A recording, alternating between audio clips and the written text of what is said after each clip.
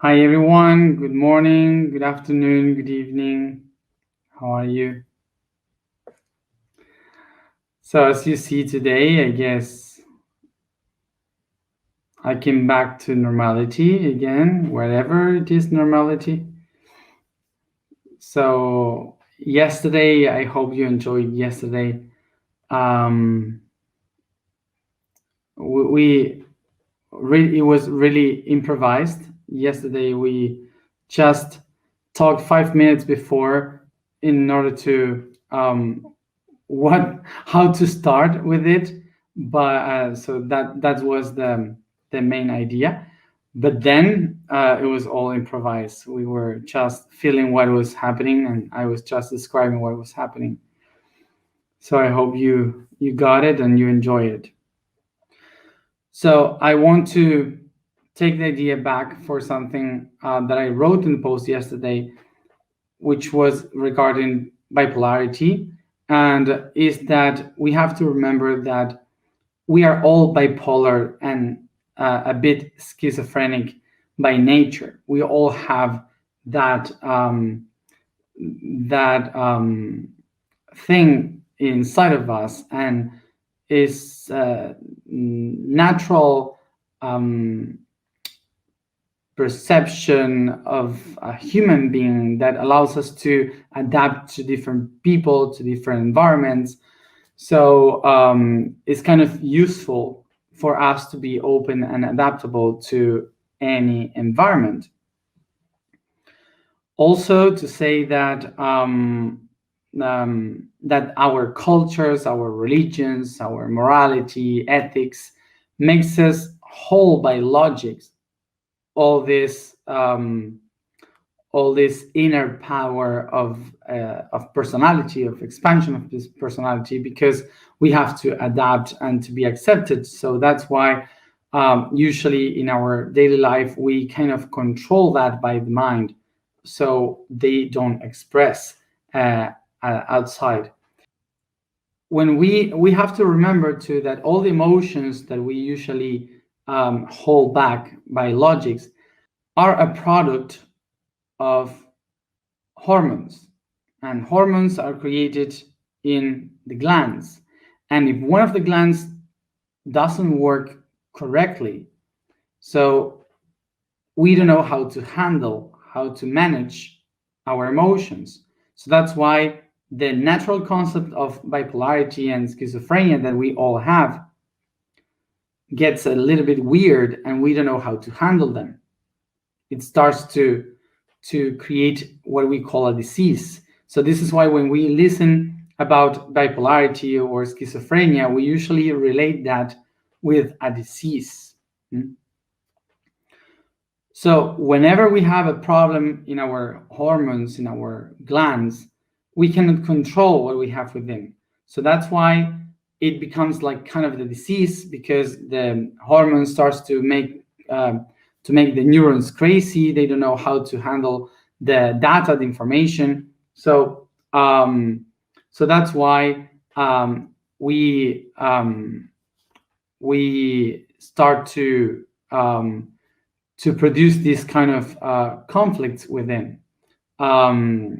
So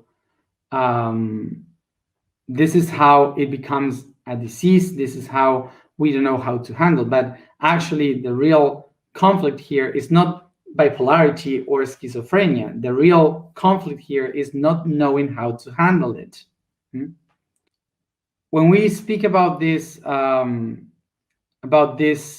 disease, I would invite you to not to think about it as a disease, because basically schizophrenia, autism, bipolarity, we are kind of the things, the natural things that we have inside our mind that open the mind of a humanity.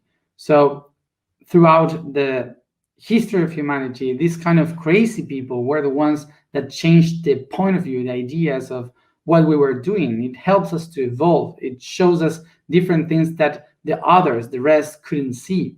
So that's why it's not something negative. It's not something bad. What really happened is that some people cannot handle or control the emotions that they have within when they start to experiencing that.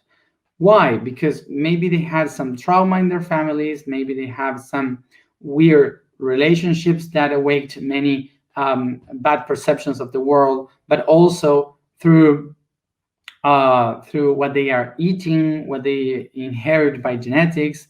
All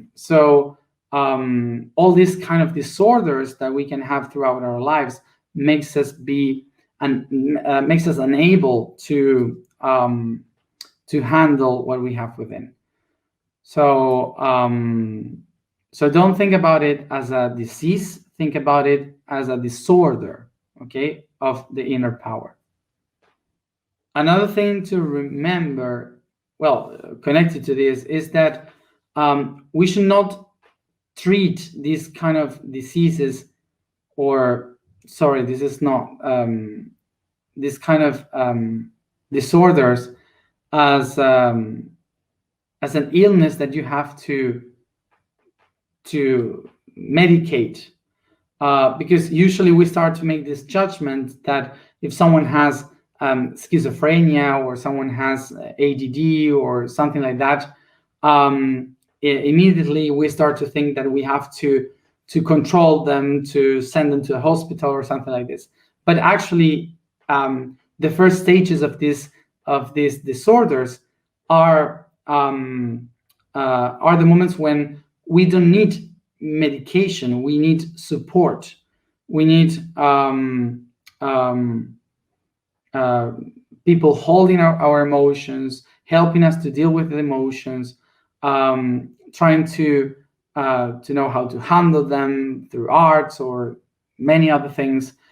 So it's important to see that is a process in our life, is not something that defines a person, okay?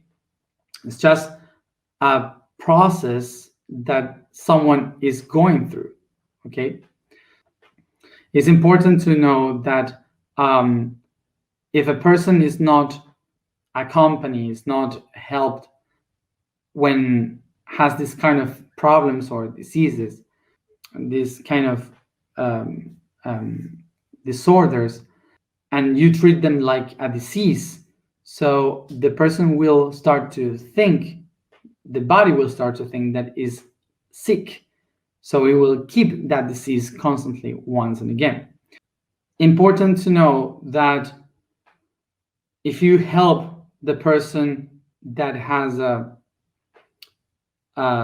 mental disorder, it can become a gift, because throughout history, all these great people that has been artists or changed history or gave us as a humanity very important things, they had this kind of weird way of thinking and opening the mind. So, and somehow they knew how to handle it.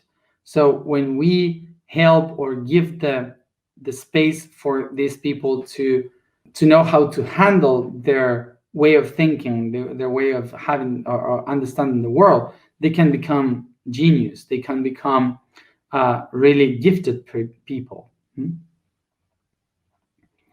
Important to know about this. Don't qualify or classify the mental illness like if they are all the same. Like, for example, someone has schizophrenia and schizophrenia is all like that. It's not like this. Everyone is unique. So each one of the persons has a different way of acknowledging their own process. So we have to remember that there are many stages in each one of the of these disorders. Like, there are schizophrenic people that can live with schizophrenia their whole life, and you won't even notice that, and they will be maybe using that for arts and creativity, and they can live with that properly, no problem. And there are some other stages, like 4 or 5, that they can hurt someone, or they can hurt themselves. so having delusions and so on and so on. So we have to remember that we cannot say they are all the same. Okay, each person is unique, and we have to be sensitive when there are people like this, that they need their space, not to touch them, not to invade them, like pushing them to feel better or pushing them to do what others are doing. We have to respect their time, their process, their space is very important in order for them to handle their own emotions. Because remember that besides that is a mental issue, mainly is related to the emotional issues. Okay. So I would recommend you, of course, to look for information about this kind of disorders, to know specifically much more about each one of these topics, because for sure there are many. But also recognize that we should not treat this as a disease, as an illness. Okay, we should treat this as a different point of view, as a person that is trying to know a different way of how they can see the world. So we have to respect this process from which we can take some benefit from it, maybe to take some goals, to find a way for it to be useful for their lives. Because if we treat them like if they are sick, ill, we just take them away from maybe their opportunities to share, to do their part in the society. They help us to see another perspective. So just as an own experience, I would like to say I have been through many processes of autism when I was a child. Autism, schizophrenia, bipolarity. I have been through that, and I can tell how it is to feel being that and treated like that. And I can, for example, even today, I can relate a lot with autistic people. When I had the opportunity to be in the same place with autistic people, I feel like at home, like quiet and in the center. Eventually, what has happened to me was like going through all this process of trying to understand if I was crazy, if I was imagining everything, and to be really in that position. Okay. And thanks to my mom, through my family, friends, and the people that were around me, and of course also the beings from other dimensions that helped me a lot in this, I was able to be present here now, and to be like kind of normal, let's say, like living a normal life like society says, because I was able to handle my emotions, to not to be grabbed by the inner world to do with me whatever it wanted, but for me to be the ruler of my own existence. So I can say that I have lived periods of my life that I felt that I was schizophrenic, and but it was due to the center, the center of my emotions, that I was able to explain this and to get out from that stage. So this is why, for me, it's not something that we can call a disease, an illness that you have to take care of, or you have to heal. For me, it's much more like a process that we all go through, and some of us get away from it, we transcend that process, and some others cannot, and they just go through that even worse. It's a process. So now we are speaking about this story, and I want to share something that happened to me, a personal story. That is a long story, but I will try to make it short. I was studying in Rio Cuarto, which is a city in Argentina. I was studying pedagogy for school, for teaching. While I was there, here comes one day that one of my guides come during a class, and they said to me, you have to leave the university because we have only 5 months until your mission starts. And I was like, I'm not leaving the university because I have to finish and have a degree title for education. And they said, no, you shouldn't. You just had to have this experience, but now you have to go somewhere else. And I was arguing with them, saying, no, I'm not leaving, because in this world, if I don't have a paper that says you are allowed to teach, nobody will ask me to teach anything. I won't be able to work in schools. And so I was fighting with them about that. And they said, we only have this 5 months. And of course they were right, because 5 months after everything happened for me to be doing the first Congress of Education, and someone filmed me and uploaded in YouTube. So I am here because of that, basically. So yeah. So because I denied myself, so suddenly all the things came up to me, and I started to channel in sociology class.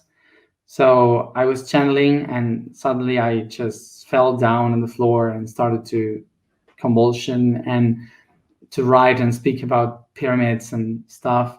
So of course that someone came and they took me to the mental hospital of Rio Cuarto. So I went there. So the psychologist that was bringing me to the mental hospital had a necklace with Anubis, which is the god of death. So I was thinking like, okay, this is a moment of death for me, of course. So the funny thing that happened in that moment was that when they opened the door of the psychiatrist, the mental health, the first person that came was a schizophrenic, was an internal there in the hospital, and he said like, you have been born. So it was not because he knew me from videos. He remembered me from other dimension. So actually we remember each other, and he was remembering me. So the doctors there had no clue what was happening, because we were talking from other levels and dimensions, and we were talking about the same. So yeah, I was there just one day, only one day, but it was enough to understand how bad the mental health system treats the people that are going through a very deep inner process.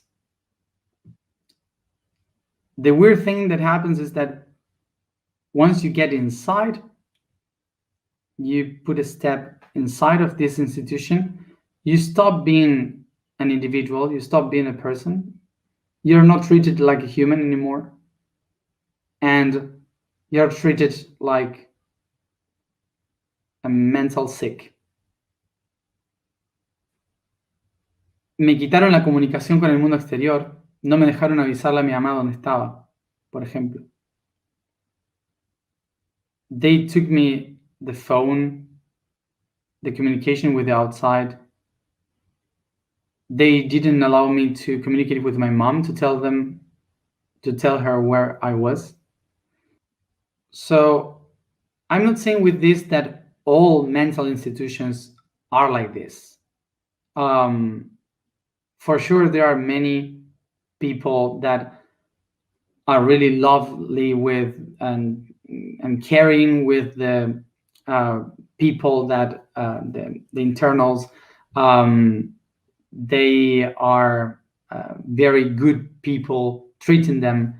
But what I'm saying is about the entire system, which instead of treating you as a person in a process, treats you as a person with a disease. What I'm saying is that there's a lot of people in this kind of institutions that are just people in a process of awakening, that they just needed someone to help them to go through this process. And they are not, they are still there. So I just wanted to share this today because perhaps eventually some people would say that what happened yesterday was a lack of respect for all these people that are living these kind of situations. But as you see, we did that because I lived that situation. I was there and I know how it is to be in that situation. So that's why instead of treating it like a disease, like something heavy, I just wanted to honor the beauty of being crazy, the gift that sometimes it is.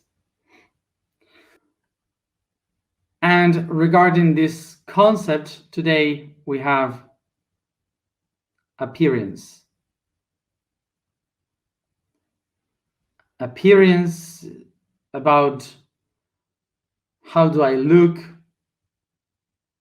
what should I do to be accepted, how it is supposed to be, or how I think that things are supposed to be. Appearance, which is kind of the greatest bad things from our time. So we can understand appearance of something very schematic in our evolution in two different ways. One of the ways is to be accepted by the group, to be similar to the others, and on the other hand, to survive in between the others, in between other beings. So appearance was really good for us to build families, for us to build societies, cultures, many things, because it was useful for us to be accepted by the others. So that's why we started to dress like the others, we started to talk like the others, we started to use the same colors, we started to kind of be similar to one another so we could be accepted by others. So on the other hand, appearance is helpful for survival, because to be similar to a leaf, to a tree, helps me for the predators not to find me. Also, if I try to dress up like my enemies, I can survive and they won't kill me. So basically, the side of survival is the one that helps me to find food, but also not to become food. So as you see, sometimes emotionally, some people dress up with a specific fashion so they could survive, because perhaps the fashion makes them stronger when in reality they are very weak. inside, within. So the appearance of something can help us to feel stronger in moments that maybe we are very weak. So through thousands of years, we humans have been evolving through appearances. We have survived through appearances. And this is why in our daily life today, we still judge the world through appearances. We understand the reality by how the things look like. So we cannot judge the world of appearances because it's something useful for survival, to understand the environment and so on. It's good. So the problem is when we start to look within, when we start to figure out our inner world. Because in that moment, we start to see the reality in a very different way. So appearances just can't help us to see the truth within. So we have to start to think about two different point of views of appearances. The outer point of views that are judging what we are according to appearances, and the inner point of view that takes us to judge the outside according to our own point of view. So from the inner point of view, we used to judge others. We used to tell how things should be. Like, for example, I can be here judging religion. Like, religious people is all wrong because they are lost and they are controlled and all these kind of things, and religion is something terrible for us and blah blah. So maybe I want for them to know that what they are doing is wrong and so on. But then I go to meditate, and for the people that follows a religion, we are doing it wrong. We are not doing it right. Because the same concept that we have from they praying is the same concept that they have from us meditating.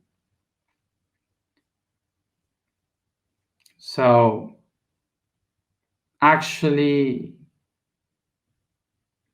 we are all the time judging others, not acknowledging that we also do the same all the time. And from the point of view from the outside, we can see a lot of people, like it happens to me all the time. When people say, you are not a really spiritual person because you're not, you don't have humility, and you live like greater, and to be spiritual is something different. It's much more about being whatever. And it's not. It's just an expectation from the inner world, from how things should appear, should be. Of course, that sometimes we have a pattern of belief inside of how things should be, how they should look like, in order for us to accept them. So if they are not as we perceive them, as we expect for them to be, so we qualify them as wrong, as something bad, just because of our own perception, not because they should be like that. For example, myself here, I can say that to be a Muslim is wrong, or to go to the mosque is wrong, because in my mind I can relate Islam with bad things, maybe because I saw it in the TV, I don't know. So I can put Islam in the same box for everyone? I don't know. No. So we are judging people for our own expectation and beliefs about this.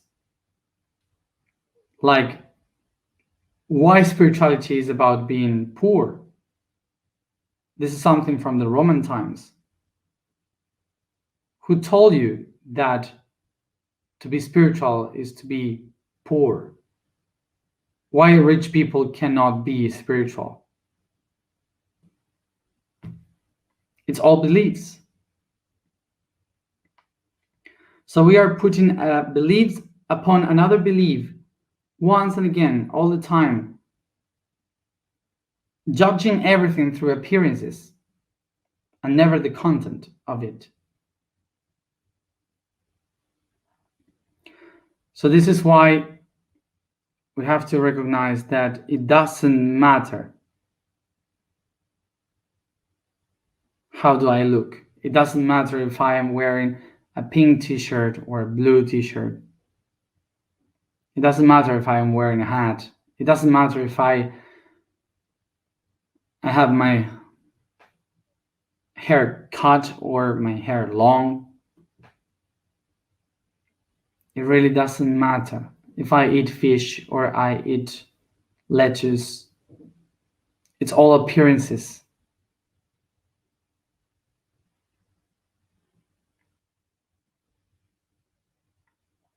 And eventually it will come up all these things that can tell this is good and this is bad, or no, when you eat this is wrong. And no,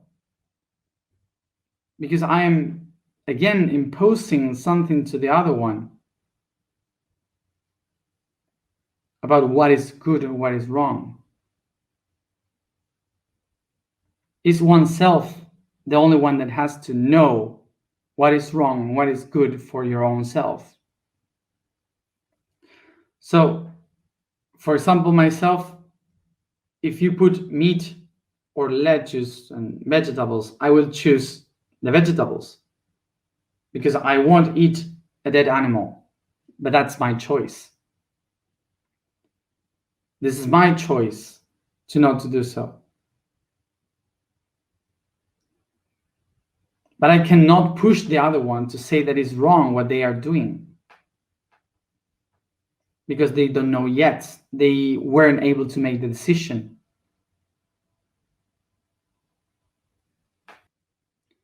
And here comes appearances when we try to fit.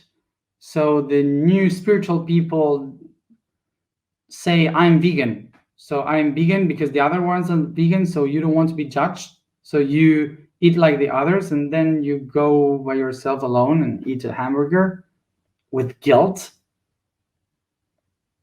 That's not spirituality. That's like an animal thinking, to be accepted for not to die.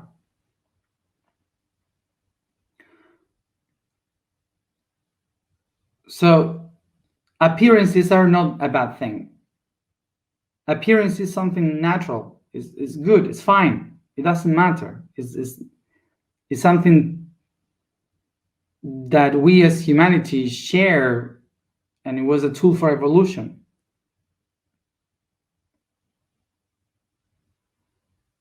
But what we have to think about is that when we become the inner path of coherence, of understanding ourselves, what we go through is a process of understanding that we don't need to be like others, that I have to be myself, my own self. So I don't need appearance anymore. I have to connect with my own inner world. And I will give another advice for something that I am just watching here in the chat. The thing that I wanted to say is that the thing of the food that I said was just an example. It was not the main topic. So it would be good for us to learn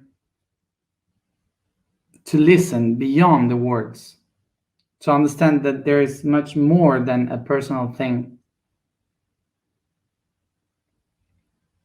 From the appearance of the example.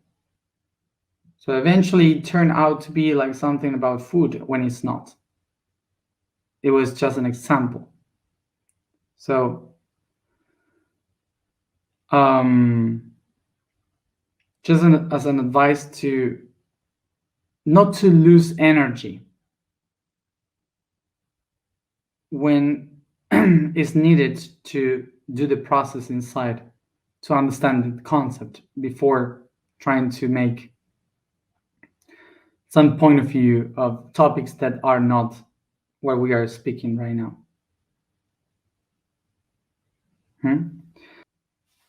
And the last thing to say today is that appearances comes through skin, because the skin is basically, appearances is basically the shell that we show to the world, what we are. So throughout millions of years, appearances were designed mainly to reproduce. So appearances were using sexual energy. As any animal, any one of us, the tone of our skin, the shapes of our bodies, the movements, everything that we do are related to make a pair of someone, to put us in pairs. That is the same origin of the word appear. Appearance is to be in pairs, which means I have to look like something to show my genetics to the other ones so I can match with someone to reproduce. This is why we waste a lot of sexual energy in trying to look like something to attract the other one.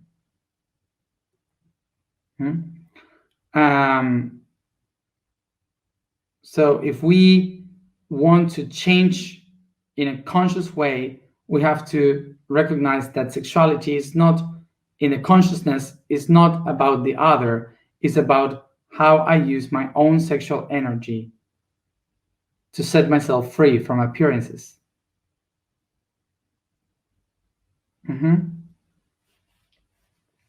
So that's the sexual energy we have to work with. I spoke a little bit more because I took something from yesterday, from the topic from yesterday. The vibration for today is So.